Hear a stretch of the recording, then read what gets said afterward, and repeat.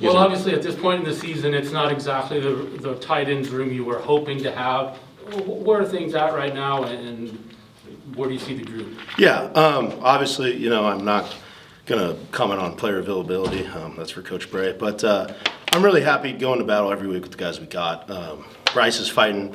Gabe's fighting. Gabe stepped up into a big role, did a great job last week. Jackson's getting better and better. Really excited for the upside he has. And then the young guys are really coming along. So, it's still a great group. You know what I mean? And I've been, really happy with them. So just kind of where we're at, we're just grinding and refining and trying to improve and put our best foot forward each and every day and help this team any way we possibly can. Jackson, you mentioned him. He gets onto the field. What does he bring to the group, and do you see him maybe taking on a bigger role? Yeah, the one thing I love about Jackson is he's tough and competitive, and he's got an edge, and he plays with an edge and an attitude, and I really like that. We've really been working on cleaning up some of his footwork stuff, specifically in the run game, and he's taken some really good strides in that regard. And so I'm, excited to see him continue to ascend as a player. And then in the pass game, he's got really good hands, makes contested catches. And, I think that speaks to his competitiveness too. I'm going to go get that ball that's in the air. So really excited about him. He's got, a really bright future here, and, he just keeps working. So, yeah. He's got those tools that you're mentioning and came in with a lot of recruiting prowess out of high school. What's kind of kept him off the field to this point, and, what's he still I think it's just new. He's in a new system with guys Bryce and Gabe are fifth-year seniors, and so it's just kind of been where we've been at in the room. And then, cleaning up those things in the run game, which he's really taken to, the last couple of weeks. He's seen, a lot of improvement in that. So I think, I'm excited to see more of him and keep putting him in more and, giving him opportunities. And so, I think he's going to, as long as he stays on the right track, he's going to continue to get more and more opportunities. The running game as a whole hasn't been what the team wants. Yeah. How can the tight ends improve to help make that better? We got to do our part. And that's the biggest thing. You've seen on a lot of things that's hurt us in the run game, it's been, I know Gundy's probably talked about it, communication has been a huge thing, just making sure everyone's on the same page. Even if it's not necessarily how you draw it up, if everyone's on the same page, you can have a successful running play. But we've had too many people taking turns, and we've been super guilty of that at times. Just taking our turn and not quite getting it right, or just being off a little bit with our technique. And so I think you see when all 11 are doing their part, the run game is good. And so we just need to make sure we're doing our 1 or 2 or 3 or shoot 4 elevenths of it, and continuing to improve. We work the crap out of it every day. Obviously the run game is near and dear to my heart and our coach's heart and the players' heart. They're super bought into it, and we're just trying to continue to improve and again help in that area. Past couple of weeks, we've seen Tyler Moreno in that 86 jersey. You obviously have that O-line background. Yeah. Does he kind of get into those meeting rooms with you guys because of that, or is he still just kind of that sixth offensive lineman? He's still in the O-line meeting rooms. There's a couple things I work specifically with him on because he's never played off the ball, probably in his life. I know I hadn't when I was his age. But so there's the little nuance things with the tight end, but for the most part, he's basically just playing tackle, and the tackle's basically playing guard, when we get into those. And so a lot of the combinations, the calls, the footwork, the techniques, that's one thing that's been great with working with Coach Cav is our techniques that we teach are pretty much identical. And that was the same thing with, Coach Devan last year. And so it's been a really smooth transition being able to throw him in there just to get some added, depth and mass at that position. We saw yesterday it was Cody's birthday. Yeah. Tight end room have any, special tradition for birthdays? How do you guys celebrate? We just kind of, make a little deal of it in the meeting, and, we don't go too overboard. But, it was also Gabe's birthday the other day too, so it was kind of cool to have back-to-back birthdays and stuff like that. So just celebrating those guys and celebrating each other any way we can. We're fortunate to have a really tight-knit group, and they all mesh really well together. So, little things like that go a long way.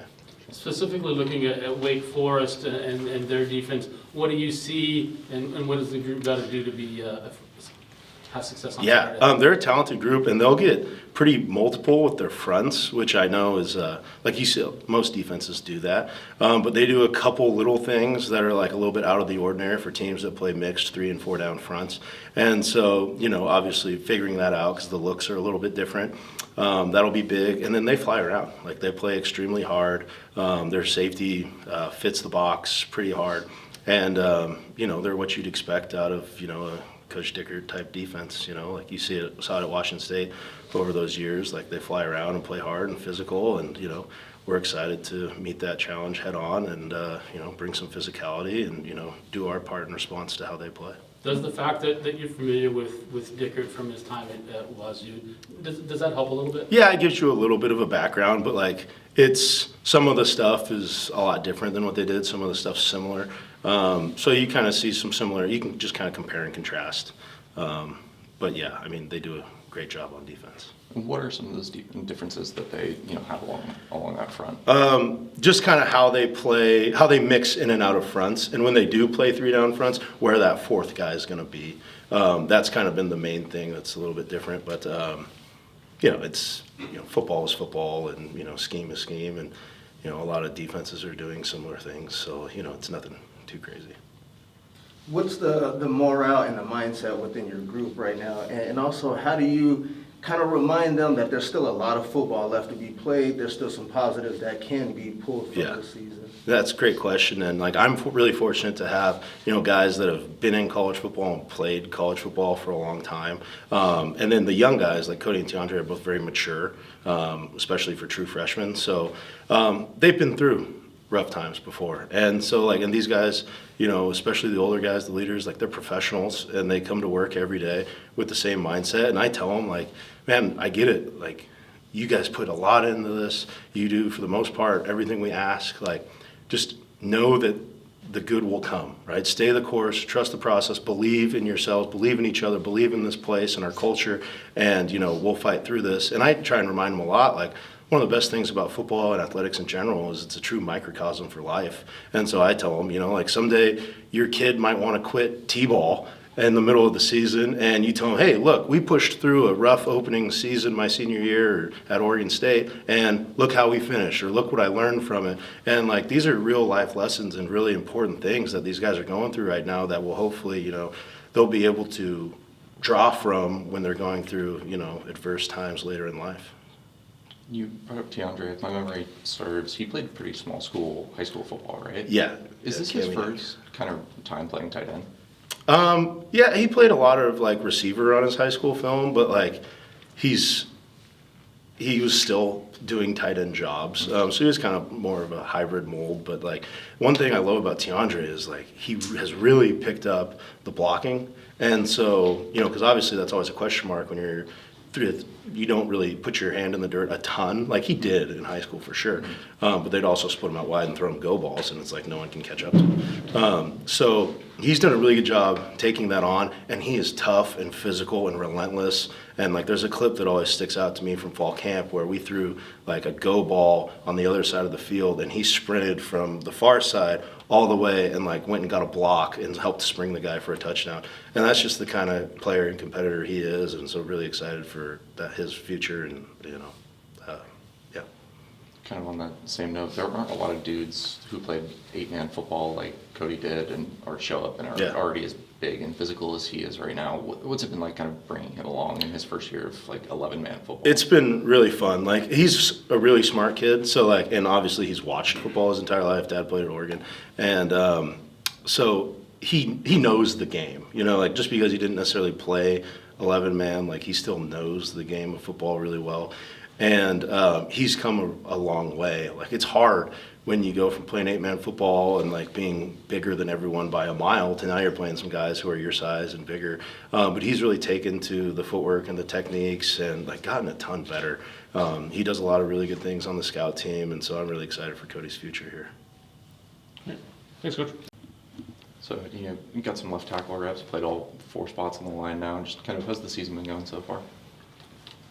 Yeah, like you said, playing all 4 spots, it's tough, but like we say, being a Swiss Army knife, as an O lineman, you got to expect to play multiple positions and be versatile. So that's just something that I got to expect to do, because Coach Cav, Coach Gundy, wherever they want to put me is where I need to play. Like, my job is to run block or pass block whenever and wherever I need to. So, yeah, I've just been trying to grow on that and not really think about the past. And it's like, if he tells me to go in at right guard, like, don't think about anything else and just lock in at right guard for that one play. And then if the next play is at like left tackle or left guard or right tackle, then that's where I'm playing, and just really not think about anything else and just hone in on that and just try to get as better as I can each practice at wherever position they're putting me in at.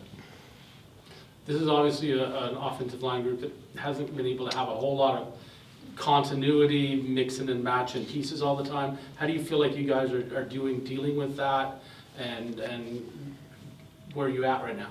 When you say mixing, matching pieces, Like just like you moving to all four Yeah. spots and different guys surrounding you. Jacob's out for a while and then he's back and things like that. yeah, like I just said, like it's up to Coach Cav and Coach Gundy, wherever they want to put guys in for the game plan, whenever they want to. Like, we need to execute at those spots and just keep growing on that. And to be honest, not really question it, because just have blind trust in the coaches, because that's what's needed right now, especially, in the times we're at. Because at the end of the day, like, once again, our job is to run block or pass block whenever and wherever we're needed. So, yeah. Where do you feel most comfortable? Which of the spots do you like best? I'm right-hand dominant, but to be honest with you, I like them all. It's all game reps and it's all offensive line. It's doing what I need to do to try to get the team a win. What does it mean to the group to maybe start to be getting Tyler back a little bit and add his experience to the group? Yeah, no, I love T. Volt. It's my roommate, one of my best friends. He's a great guy. I think he's a good leader. I think he helps out the group a lot. And to get him back and, game reps, going practice reps and all that stuff like that, I think it adds strength to our line. There's obviously been struggles throughout the year, and Bray kind of called them out after the Week 6 loss. And how are you guys as a group kind of holding up, and what's kept you guys kind of bonded together and pushing Yeah. it? What do you say? I'm sorry? What do you say? You said, Bray said. Oh, he said you guys weren't moving people at the line of scrimmage. Yeah. Kind of, in reference to Okay. the goal line stand. Yeah, no, exactly. Yeah, the goal line stand for sure. Like, what we got to do is we got to do better with communication. We got to do better with just owning our spot and play wherever we're needed and just move guys across the ball, because at the end of the day, it's up to us, because we're the offensive line. Like, you know what I mean? We need to look at ourselves as the heart and soul of this team, and we need to put it on our back, especially like that goal line stand. We should have executed better there, and that's on us. And, all I can say is that we lost that game. We lost the other games, but all we can do is prepare for Wake Forest and go get them, put our hand in our dirt, and just keep playing and improve. For a player, how's that mindset kind of flip to the next week? Like, do you, kind of sit in it on a Saturday night and, Sunday morning it's go time, or, how do you guys kind of process through that and get ready for the next one? Just take it day by day. Like, I could look at this as we're 0-6 and I don't feel good about it, or I could look at it as tomorrow is practice and I got to get ready for practice and I got to get ready to game plan for Wake Forest. Because if I take it by by week or by a couple weeks or by months, I'm going to think too big picture. And if I'm thinking too big picture, I'm not going to be able to get the job done when I'm in that one singular play in the huddle. So yeah, if I think about it like day by day, once I get to the huddle, my mind is just much more clear. You guys have talked about the communication struggles. As a player, kind of how does that work for you? Is that relaying stuff all the way down the line? Is that getting a call kind of from the get-go? Where's that breakdown kind of coming for you, and how are you guys working it? Yeah, it all starts with the center, with the front and the point, and then the guards got to communicate to the tackles, and the tackles got to communicate to the tight ends. So that's really what it's about. And I personally think that we've gotten better at it, but it's still something that we could still continue to work on. So yeah, once again, starts with the center, and then the guards got to communicate it down, and then the tackles got to communicate it to the tight end. And then if something changes, we got to communicate that too as well. And then, the QBs will sometimes say something too, and that's just us working as a group. And I think with them mixing pieces around too, like, we all got to get good at doing that in every position. Is the rotation and some of the position changing, is that kind of where that communication breakdown is, or what's kind of leading to that? No, I don't think coaches moving guys in and out is the reason for why communication's bad. Like, once I said again, like, I just think, it's something that we've worked on in the past that was bad, and we've gotten better at it. We're going to continue to get better at it. Yeah. Anything else? Thank you. On Saturday, right? How's that one feel after 5 years? Man, that was fun, honestly. I think that was just the biggest thing, is that it's really just shows that, you just keep working and then it'll eventually happen, and when it does, you just gotta make the best out of it, really. So it was really a blessing just to be able to do that. We've talked with Coach Heck about the run game and the role the tight ends play in that. How do you see how you can help make that run game maybe be a little bit more consistent than it is right now? Yeah, I think, we all got to take responsibility. I think it really starts with us in the tight end room, especially me. Just got to secure the edges, especially just whether it's cutting it off backside to make sure, something opens up on the front side. Like, we just really got to secure the edges and make sure that we can get that ball moving, really, because we got talented running backs. I mean, Anthony Hankerson speaks for himself, really. You don't really got to say much about him. He's just a beast. And then Cornell Hatcher, young guy that's stepping up right now. And then, I think we just got a great running back room, just got to step up a little bit. Is there anything specific you see about the way Wake Forest plays that you got to prepare for on Saturday? Kind of like what Coach Heck was saying, just the different fronts that they have, just identifying it and being able to. They got good edges, so I think just securing those really is going to be important for us. So, and just making sure that we know where everyone's going. Communication's a big one with the O-line, making sure it gets, if someone sees something on the front side, getting it all the way back to the backside of the ball so everybody knows what to do. Yeah. Thanks, Gabe.